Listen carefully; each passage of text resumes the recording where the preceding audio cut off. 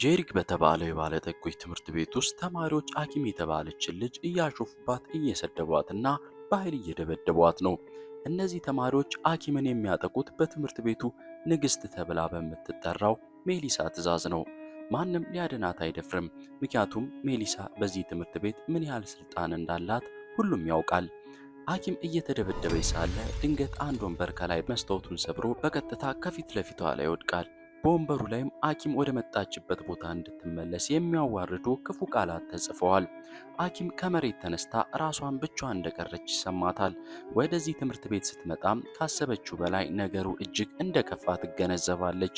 ሆኖም ሐኪም ራሷን ማጠንከርና ለራሷ መታገል እንዳለባት ስለምታውቅ ለመፋለም በእግሮቿ ትቆማለች። ፊልም ወዳጆች፣ የምሰራው ስራ ከተመቻችሁ ላይክ ማድረግ አትርሱ። አዲሶች ደግሞ በሰብስክራይብ ቤተሰብ እንሁን። ታሪኩ ከመጀመሪያው ክስተት ወደ 6 ወር በፊት ይመለሳል።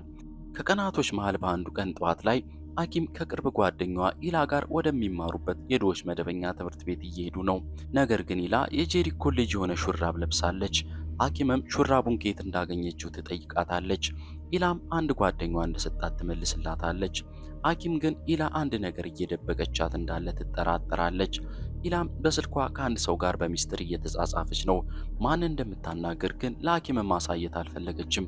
ሐኪምም ጓደኛዋን ለማታለል ወስና የኢላንን ስልክ በመያዝ መሮጥ ትጀምራለች። ሁለቱም እየተጫወቱና እየተሯሯጡ ሲሆን ኢላ ስልኳን እንድትመልስላት ትለምናታለች። ሐኪም ግን ስልኳን የምትመልስላት ኢላ ከማን ጋር ቻት እንደምታደርግ ከነገረቻት ብቻ እንደሆነ ትነግራታለች። በዚህ ጊዜ ታሪኩ ወደ ሌላ ቦታ ይቀየራል። አንድ መኪና በፍጥነት መንገድ ላይ እየተሽከረከረ ነው። መኪናውን የሚነዳው አንድ መምህር ነው።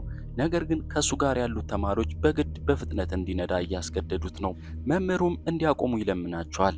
እነሱ ግን ፈጽሞ አይሰሙትም። ፊቱንም በጭንብል ሸፍነውታል።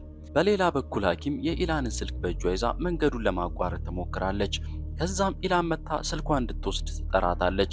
ኢላም መንገዱን እያቋረጠች ወደ ሐኪም ስትሮጥ ድንገት ያ በፍጥነት የሚመጣው መኪና ይደርስባትና ይገጫታል። ኢላም በከፍተኛ ጉዳት ወደ መሬት ትወድቃለች። ሐኪምም ወደ ጓደኛዋ በፍጥነት ሮጣ በማልቀስ እርዳታ ትጠራለች። ከመንደራቸውም ሰዎች በፍጥነት መጥተው የተፈጠረውን አደጋ ይመለከታሉ። ይህ ሁሉ እየሆነ ግን አደጋውን ያደረሰው የመኪና ሹፌር ግን ፈጽሞ አልቆመም። መኪናውንም ይዞ ይሸሻል።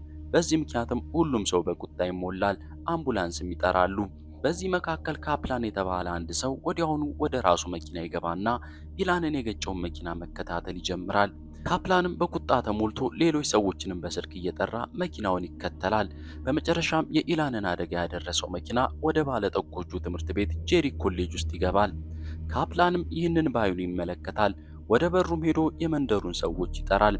ብዙ ሰዎችም በትምህርት ቤቱ በር ፊት ተሰብስበው እንዲከፈትላቸው እየጮሁ ይጠይቃሉ።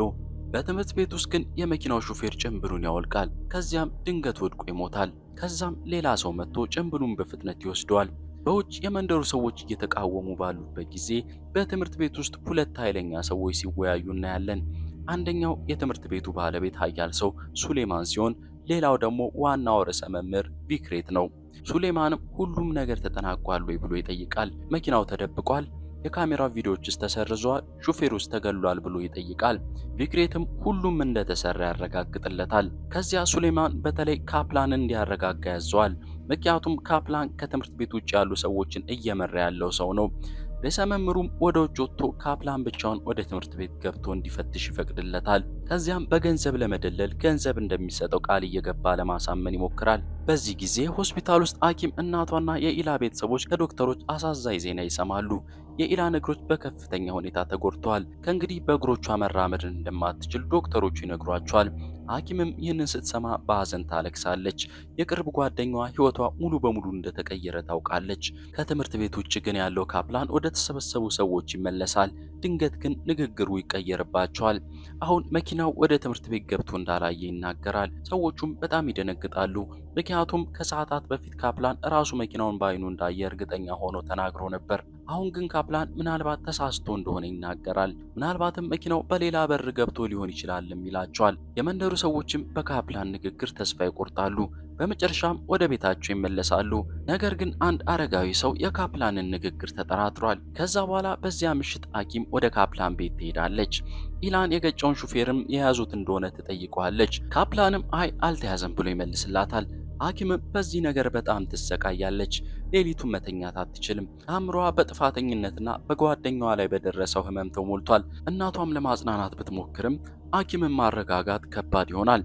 በኋላ ካፕላን ወደ ሐኪም ቤት መጥቶ አዲስ ዜና ይነግራቸዋል። ጄሪ ኮሌጅ ከመንደሩ ለሚመጡ ድሆች ተማሪዎች 3 የትምህርት ዕድሎችን ለመስጠት ወስኗል። ይህ ግን በእውነቱ የኢላንን አደጋ ለመሸፈን ሰዎቹ ጉዳዩን እንዳይከታተሉ ለማድረግ የተዘጋጀ ትኩረት ማስቀየሪያ መፍትሄ ነበር። ካፕላንም ሐኪምን ከ3ቱ የትምህርት ዕድሎች አንዱ እንድትቀበል ይመክራታል። ሐኪም ግን ወዲያውኑ እምቢ ትላለች።